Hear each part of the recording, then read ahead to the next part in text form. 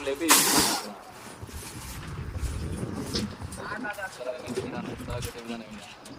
కొన్ని చోట్ల లాంగ్ బట్టి 6 ఇంచులు 7 ఇంచులు డిస్టెన్స్ ఉంటుంది. ఇక్కడ మటుకు మనకు ప్లాన్ ప్రకారం 5 ఇంచులు డిస్టెన్స్ ఉంటుంది.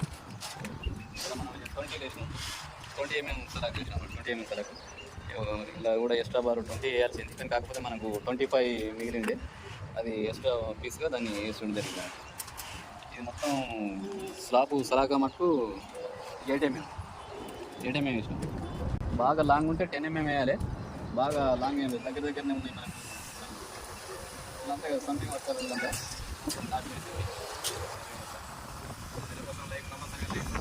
సబ్స్క్రైబ్ చేసుకోండి మన ఛానల్.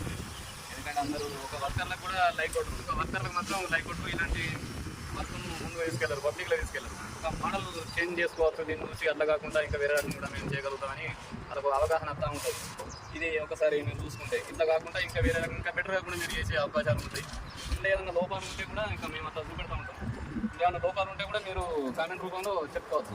మరి ఇక్కడ 3 ఇంచులు దించి కట్టినామన్నమాట ఎక్స్ట్రా పీసులు. అవి కింద బాటంకు లేపి 3 ఇంచులు అక్కడ కట్టడం జరిగింది. అక్కడ అంటే ఇంతకుముందు మనం ఆర్పార్ వేసి ఏమైనా కూడా అట్లా వేసినాం, కానీ కాకపోతే మీదికి వస్తామంటే ఇప్పుడు ఇది 5 ఫ్లోర్ ఇది కాబట్టి కొంచెం సలాకం తగ్గించుకుంటా వస్తాను అన్నట్టు పెయిన్ కొద్ది. మనం ఆల్రెడీ ఇక్కడ ఈ కాలమ్స్ కూడా 25 ఉండేది, 20 ఉంది. ఈ 25 ప్లస్లో మనం 20 పెట్టినాం, 20 mm సలాక్ పెట్టినాం.